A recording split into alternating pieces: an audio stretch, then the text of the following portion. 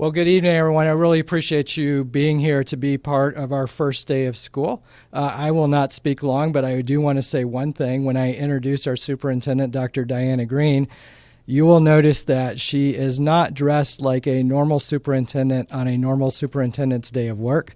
She is actually dressed as a teacher would dress because she spent the vast majority of her day teaching at Loretto Elementary School. So fresh from the teaching experience and ready to answer your questions, she'll begin with a statement about how the day went. We have a couple of support people here in case you have questions in their areas. I've got Mr. Jim Colbert, who's our Chief Technology Officer, and Mr. Paul Soares, who's our Chief Operations Officer, so they might be available to answer questions if you need them. And with no further ado, it's my pleasure to introduce our superintendent, Dr. Diana Greene.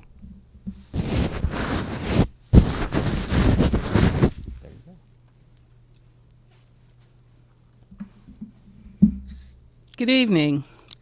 I want to begin by focusing on the outstanding work our teachers have done to be ready for today and to provide our students with such an outstanding first day of school. We had many things go really well, and that began with thousands of students making their way back to brick and mortar, learning for the first time since March 6th, and another large group of students reconnecting with us online. I know that I speak for thousands of teachers and staff here at the district when I say it was outstanding to take this first big step across the bridge to normal, still in a time that is uncertain and uncharted waters. Last week and this week, I visited dozens of classrooms and schools, and while some teachers did express valid personal concerns, they were excited about being back in the classroom with their students. Today, they transition that enthusiasm into great learning experiences to kick off the year for our students. I thank teachers, parents, and students for their patience because we did have some problems today, particularly a big problem with our relaunch of Teams. And I don't want to say big problem because in some schools it worked just fine, but in others we had issues. Our goal is to always support our students. And in this time, we have to support them in the classroom, whether that's brick and mortar, or in the classroom through remote learning. Although it didn't go as well as we wanted, we know that Microsoft is working very hard to fix the issues. I've spoken to them directly today, and I expect the experience to improve very quickly. Despite those problems, our teachers did what they always do. They find workarounds, they problem solve, they make the best of whatever situation they are in. To all of our teachers and paras and school-based administrators those were working online, I want to thank you and know how deeply appreciative I am of your efforts, especially today under some difficult situations. It's been a difficult and challenging summer, leading mostly to this first day of school in a COVID-19 era. I know that many families had problems working through some of the new processes, and some of those problems are still being resolved. But with all the new options and procedures, we had more than 29,000 students successfully register for a bus stop, and more than 40,000 students apply for Duval homeroom. Despite the challenges, I am absolutely thrilled that we were back in school, and even more thrilled that our students are back with their teachers, whether that's in class or online. And I say that because I believe passionately that both from the academic perspective and from the perspective of living through this pandemic experience, there is no better place for a child than when the care of their teachers. There is no better place for a child to grow than when they are in the care of our teachers. And that doesn't matter whether they're face-to-face or online. Our teachers are here for our students. And I want to also give a big shout out for our administrators. They have been working all summer to ensure that this day was going to be the very best day for over 130,000 students, and for the most part, it was. So at this time, I'd be glad to answer any questions. Dr. Greene, can you tell us what exactly went wrong with Microsoft Teams, and will it be 100% ready to go starting tomorrow? Well, what went wrong is Microsoft, it populates. It takes our enrollment from Focus and it populates the class. And for some classes, it wasn't populating the students. So the students wouldn't see their classes. When they turn on and click on Duval Homeroom, their classes pop up and they just click on a button. And because it wasn't populating correctly, for some students, they could not see their class. Today, we felt like it got to at least 75% of classes were populating. They will be working throughout the night to continue to support our schools.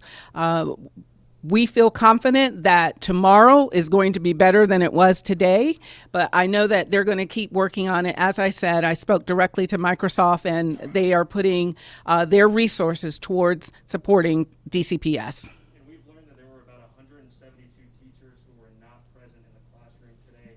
80 of them called out sick, and that there were 295 substitute teachers. Could you explain why there would need to be 295 subs if 172 were not there?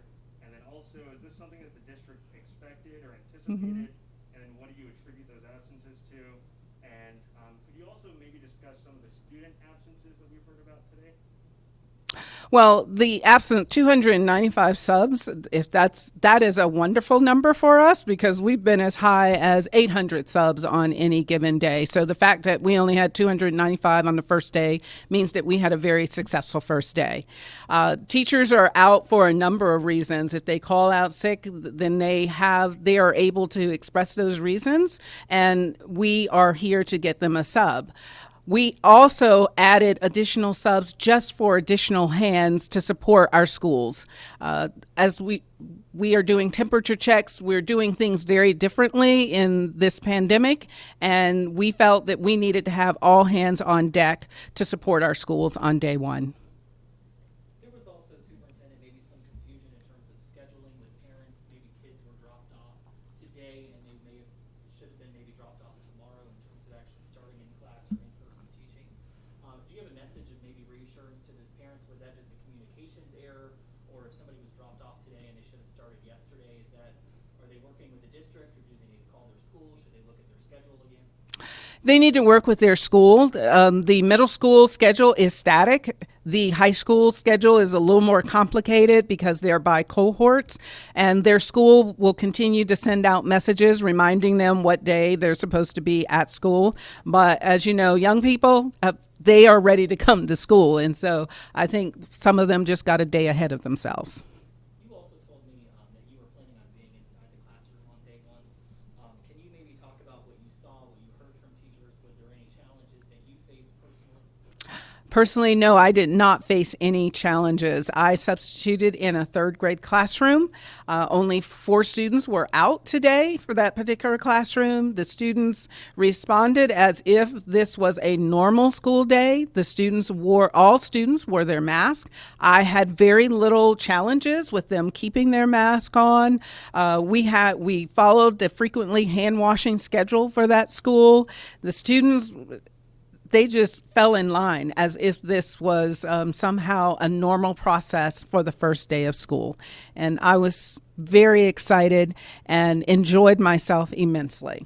And Dr. Greene, we've seen some pictures that are sort of making their rounds on social media. I believe they were taken at Stanton that show students in very close quarters sort of standing together, raising the question about social distancing. Have you seen these pictures? What's your reaction to that? And is that a concern moving forward?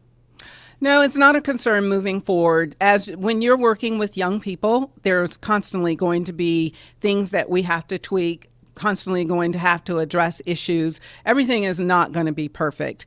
We're going to continue to push for social distancing. We had most of our schools visited today by district leadership, and the number one thing that they saw was that students were wearing their mask and that they did not have any real issues with students keeping their mask on. But we're going to have to continue to work with social distancing. That will be an issue for us. And earlier today, I spoke to a parent who said that she tried to enroll her son in Duval Homeroom and says that it didn't go through for whatever reason, but she is adamant that he will not go back into the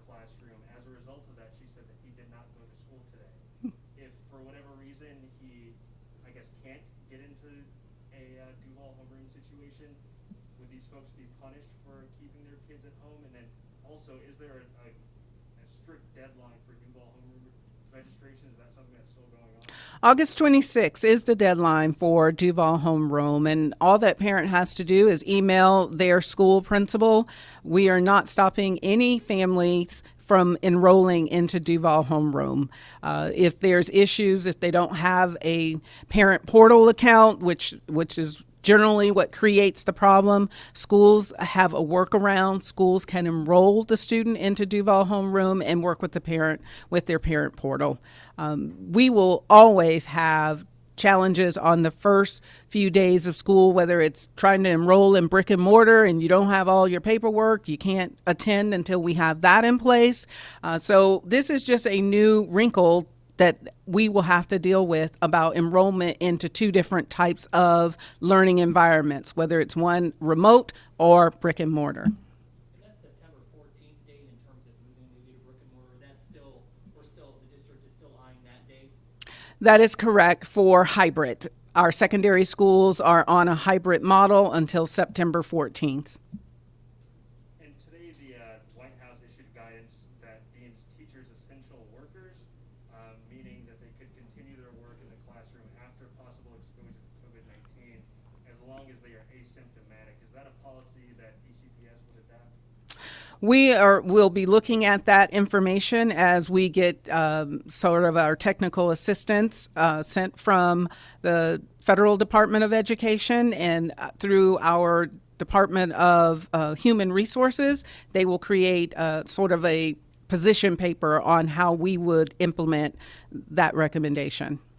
And when will the rapid testing begin for teachers? Has that already started? And if it has, have there been any positive tests yet? It is in place, and no, there are no positive tests at this time.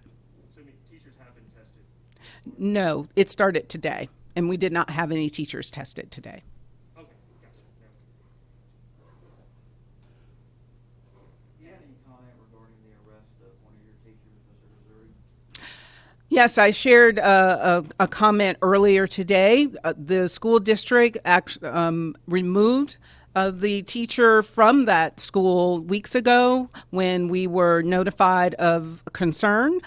It's very unfortunate because our concern is about the children, and that we as educators, we are here to educate students and not to put them in any harms. We will follow whatever JSO is asking in relation to that investigation. But we moved very quickly. And a colleague of mine spoke to a teacher earlier who says she's wondering why the district won't let teachers who only have virtual classes on certain days stay home to limit the number of people in the building. That must be a hybrid class. Our hybrid model, our teachers are there at school on certain days. There are students in brick and mortar, and then certain days students are in Duval homeroom. Because of the inner workings of schools, we need teachers, whether they're doing Duval homeroom or they're doing brick and mortar, to be at the school to support the PLCs. We have a number of things that are happening at the school. But teachers that are doing full-time Duval homeroom, yes, they can work remotely. And overall, would you say that you're satisfied with how today went? Overall, yes, I am satisfied because on the first day of school, regardless of whether it's during a pandemic or we're back to normal, you're going to have challenges. You're going to have things that you thought were airtight. Problems come up. But the fact that we were able to transport over 20,000 students, we were able to provide breakfast, lunch, and for some students dinner for thousands of students, we were able to get them to school, back home, safely to their families. For the first day is a successful day. And the fact that we did it in the midst of a pandemic makes it even more successful. Thank you.